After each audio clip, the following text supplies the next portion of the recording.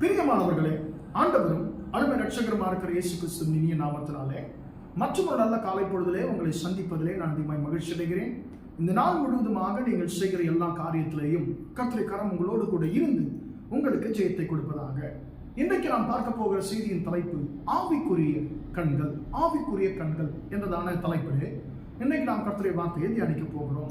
1 Samuel 16ஆம் அதிகாரம் 7ஆம் வசனத்தை நாம் எல்லோரும் அறிந்திருக்கிறோம். அன்பானவர்களே, அந்த வார்த்தை இப்படியாக சொல்லுகிறது, மனுஷன் முகத்தை பார்ப்பான், கர்த்தரோ இருதயத்தை பார்க்கிறார் என்ற வார்த்தையை நாம் இந்த இடத்துல வாசிக்கிறோம். பிரியமானவர்களே, இந்த இடத்துல சாமுவேல் என்கிற ஒரு மனுஷனுடைய பார்வையையும் கர்த்தராகிய தேவனுடைய பார்வையையும் நாம் இந்த இடத்துல பார்க்கிறோம். அன்பானவர்களே, கர்த்தர் சாமுவேல் தீர்க்கதரிசியை ராஜாவை அபிஷேகம் பண்ணுவதற்கு ஈசாயின் வீட்டுக்கு அனுப்புகிறார். அன்பானவர்களே, கர்த்தர் சவுல் என்கிற ராஜாவை அவர் ராஜாவை இராதபடிக்கு அவர் தள்ளிவிட்டார். இப்பொழுது இன்னொரு ராஜாவை கர்த்தர் அபிஷேகம் பண்ணும்படியாக தெரிந்து கொள்ள வேண்டும் என்பதற்காக பெத்லகேம் என்கிற ஊரில் இருக்கக்கூடிய ஈசா என்கிற மனுஷனுடைய வீட்டுக்கு அனுப்புகிறார்.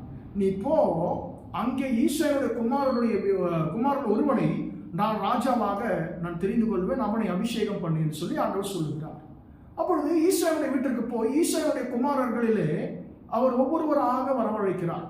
ஈசாயின் மூத்த மகன் எலியா வந்த பொழுது அவர் பார்ப்பதற்கு நன்றாக நல்ல திடகாத்திரமான ஒரு சரீரத்தோடு ஒரு பராக்கிரமசாலியை போல காட்சி அளிக்கிறார் சாமுவேலுக்கு.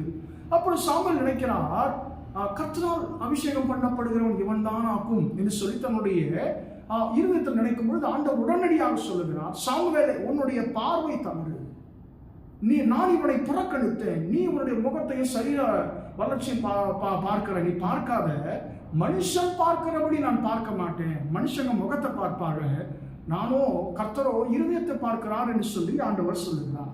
அன்பானவர்கள், நடந்தது என்ன? சாமுவேல் பார்வைக்கு திடகாத்திரமாய் இருந்த மனுஷன் புறக்கணிக்கப்பட்டான். கடைசியில் 7 பேர் முடிஞ்ச உன் பிள்ளைகள் இவ்வளவுதானா என்று சொல்லி அந்த ஈசாயை இவர் கேட்கும் பொழுது, சாமுவேல் தீர்க்கதரிசி கேட்கும்போது சொல்லுங்க, ஐயா, எல்லாரோட இளையவன் ஒருவன் இருக்கிறான், அவன் ஆடுகள் மேய்த்துக் கொண்டிருக்கிறான், அவன் எதற்குமே பிரயோஜனப்பட மாட்டான் என்ற விதத்தில் அவர் சொல்லுகிறான். அன்பானவர்களே, ஆள் அனுப்பி அவரை அழைப்பிக்கிறார்கள். அன்பானவர்களே, அவர் பார்ப்பதற்கு எப்படி இருந்திருப்பார் யோசிச்சு பாருங்க. அவன் சிவந்த மேனியும் அழகிய கண்கள் உள்ளவனாக இருந்திருக்கிறான், நல்ல மெலிந்த ஒரு ரூபத்தோடு இருந்திருப்பார், பார்ப்பதற்கு ஒரு அசட்டை பண்ணுகிற ஒரு உருவத்தோடு கூட தாவீது அந்த நாட்களில் இருந்திருப்பார். என்று சொன்னால் மிகவும் சிறியவராக இருந்தபடினாங்க இவனா என்று சொல்லி, இந்த சிறு பையனா என்று சொல்லி சாமுவேல் நினைத்திருப்பார். ஆனால் ஆண்டவர் சொல்லுகிறார், இவன் தான், நீ எழுந்து இவனை அபிஷேகம் பண்ணு என்று சொல்லி ஆண்டவர் சொல்லுகிறார். அன்பானவர்களே, மனுஷர்கள் மேலோட்டமாய் தான் பார்க்கிறார்கள், ஆனால் கர்த்தர் உள்ளந்திரியங்களை ஆராய்ந்து பார்க்கிறவர். கர்த்தர் எலியாவை பார்க்கும்போது தாவீதுக்கு என்ன தெரியுது? ஆண்டவருக்கு என்ன தெரிந்தது? இவனுக்குள்ளே தேவ பயம் இல்லை, எனக்கு முன்பாக இவனுக்குள்ளே உண்மை இல்லை என்று சொல்லி ஆண்டவர் அவருடைய இருதயத்தோடு எல்லாவற்றையும் அறிந்திருப்பார். ஆனால் தாவீது அற்பமானவனாக இருக்கிறார், தன்னுடைய தகப்பனாலே அற்பமாக எண்ணப்பட்ட ஒரு மனுஷனாக இருக்கிறார்.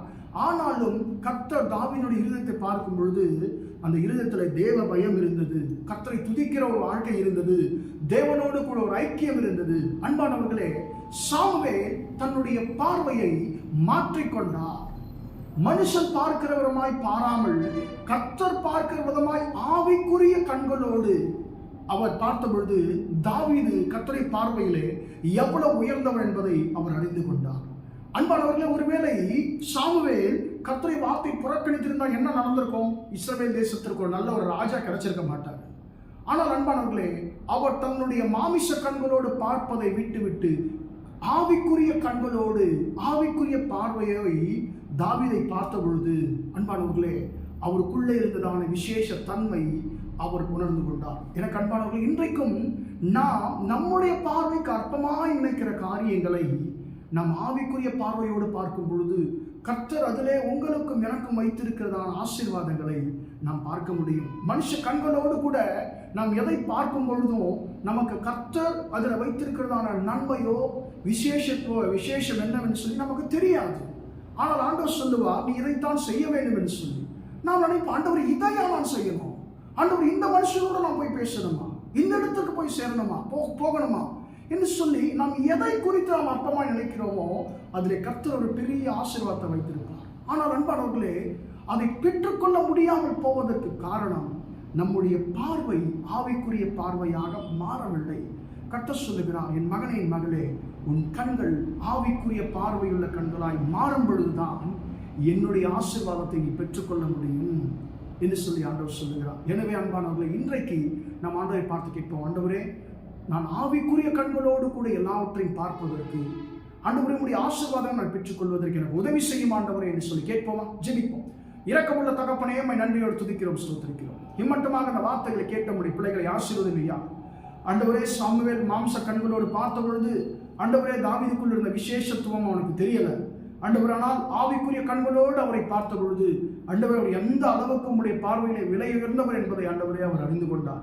எங்கள் வாழ்க்கையில் நாங்கள் ஆண்டவரே மாமிச கண்களோடு மனுஷனுக்குரிய விதத்தில் ஆண்டவரே நாங்கள் பார்க்கும் பொழுது நிறைய ஆசீர்வாதங்களை நாங்கள் இழந்து விடுகிறோம் ஐயா.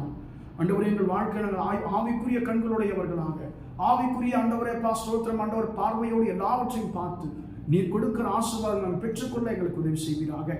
இந்த நாள் முழுவதுமாக உங்களுடைய பிள்ளைகள் செய்கிற எல்லா காரியத்திலையும் உங்களுடைய கரம் கூட இருந்து நடத்தட்டும் என்று இயேசுவின் நாமத்தில் ஒப்புக் கொடுத்து ஜெபிக்கிறேன், ஜீவனுள்ள நல்ல பிதாவே.